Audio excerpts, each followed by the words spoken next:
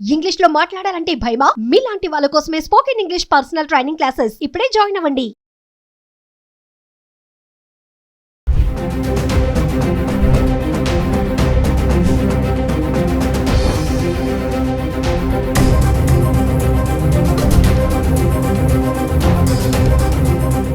Welcome to Suman TV.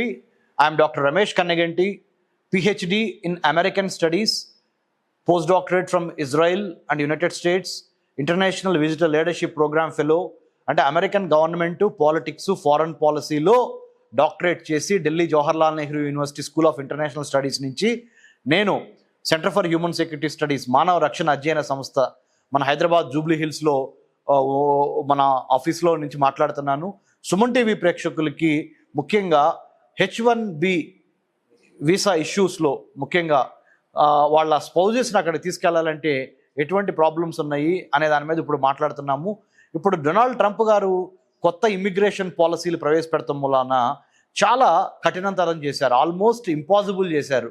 ఏది H1B తీసుకొని ఎవరన్నా ఇప్పుడు అక్కడ అమెరికాలో జాబ్ చేస్తుంటే వాళ్ళకి సంబంధించిన మరి వివాహం కానీ అక్కడికి వెళ్ళి సెటిల్ అవడానికి కానీ స్పౌజ్ని తీసుకెళ్ళాలి అంటే మరి స్పౌజ్కి ఆ ఇమీడియట్గా డిపెండెంట్ వీసా వచ్చే అవకాశం ఉన్నదా అని చూసినప్పుడు ఇట్ ఈజ్ ఆల్మోస్ట్ ఇంపాసిబుల్గానే కనబడుతుంది ఇప్పుడున్న పరిస్థితులు బట్టి. ఎందుకు అంటే ముఖ్యంగా పోస్ట్ కోవిడ్-19 ఎరాలో అమెరికన్ ప్రెసిడెంట్ డొనాల్డ్ ట్రంప్ కొన్ని విప్లవాత్మకమైన నిర్ణయాలు తీసుకొని ఒక 100 ఎగ్జిక్యూటివ్ ఆర్డర్స్ ద్వారా, ప్రెసిడెన్షియల్ ఎగ్జిక్యూటివ్ ఆర్డర్స్ ద్వారా he's trying to restrict people who wanted to come and settle in the United States and maximum benefit whoever is taking from the United States of America and taking back to their respective countries అనే దాని మీద he is not happy. అంటే తెలుగులో చెప్పాలి అంటే మన Suman TV ప్రేక్షకులకి బాగా అర్థం కావటానికి, ఎవరైతే అమెరికా నుంచి లాభపడదాం అనుకుంటున్నారో వేరే దేశాల వాళ్ళు, ఎవరైతే అమెరికా యొక్క ఆర్థిక వ్యవస్థ నుంచి వాళ్ళు సొంతంగా ఎదుగుదాం అనుకుంటున్నారో, ఆ తర్వాత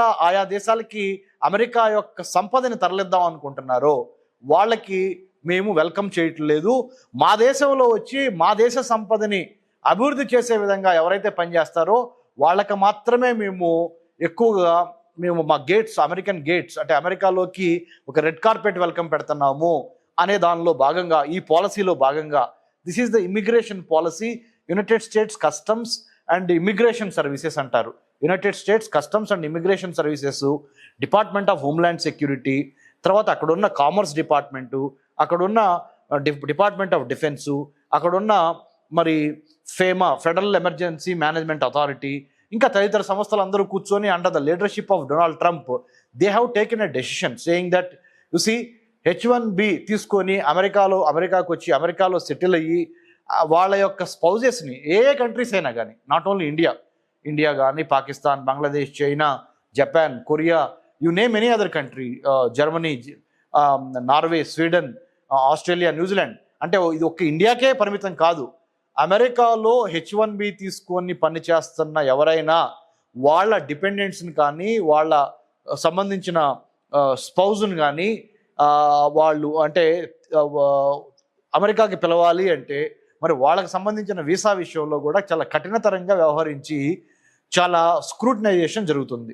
దీంతో పాటుగా ప్రతి వాళ్ళ సోషల్ మీడియా ప్రొఫైల్ని ఈసారి ఈ government Donald Trump, Republican party Donald Trump ఈ ప్రెసిడెంట్గా ఉన్న ఈ సమయంలో సోషల్ మీడియాలో కూడా మీ పోస్టులు మీరు అమెరికా అంటే డొనాల్డ్ ట్రంప్ యొక్క నాయకత్వానికి ఎటువంటి భంగం కలిగించే, హాని కలిగించే, డొనాల్డ్ ట్రంప్ నాయకత్వానికి, లీడర్షిప్కి ఎటువంటి చెడు పేరు తెచ్చే కామెంట్ మీరు గనక పెడితే సోషల్ మీడియాలో అది కూడా అబ్జర్వ్ చేయడం జరుగుతుంది visa officer. So hence therefore it is extremely important that whoever wants to go to United States of America on a visa, F1 visa, L1 visa, M1 visa, H1B visa or spouse dependent H1B dependent visa, whatever the visa you wanted to go and settle in the United States or work in the United States or study in the United States or B1 B2 business visa, my humble appeal is American government is watching over your social media comments and posts, whether you are politically in tune with the policies of the present day government of the United States of America, that is Donald Trump. కాబట్టి ప్రస్తుత అధ్యక్షుడు యొక్క మనోభావాలకి, రాజకీయ భావాలకి దగ్గరగా ఉండి దానికి తగ్గట్టుగానే ఎవరన్నా ఉంటే వాళ్ళకి వీసా తెచ్చే ఛాన్సెస్ ఎక్కువ ఉంటున్నాయి. కానీ లేకపోతే అమెరికాలో సెటిల్ అయ్యి అమెరికాలో ఉన్న స్టూడెంట్స్ని కూడా వెనక్కి పంపించే మార్గం ఇప్పుడు కనపడుతుంది. Who ever is not in favour of Donald Trump's policies or ideologies or thought leadership. So this particular thing you have to keep it on mind while you are applying for a visa.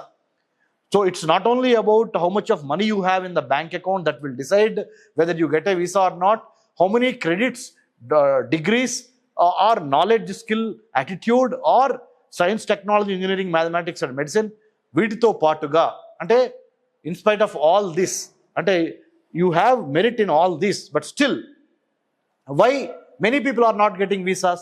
Many people come and ask me, sir, నా bank అకౌంట్లో కరెక్ట్గా డబ్బులు ఉన్నాయి sir, నేను B1 B2కి apply చేశాను, నేను only 2 monthsకి నా పేరెంట్స్నో లేకపోతే నా స్పౌజ్నో లేకపోతే నా కిడ్ గ్రాడ్యుయేషన్కు అమెరికా వెళ్ళాలనుకుంటున్నాను, because my kid is like my daughter my son is getting a wonderful degree, a graduate degree.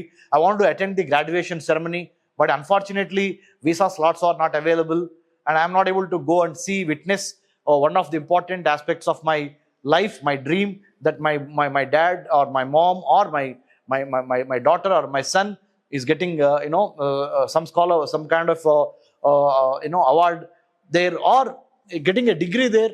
So I am not able to attend the graduation ceremony degree of my children. What should I do, sir?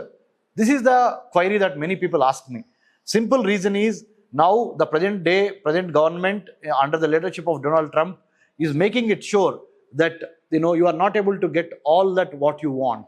So what I request is you have to be very careful while taking politically which side of the aisle are you on.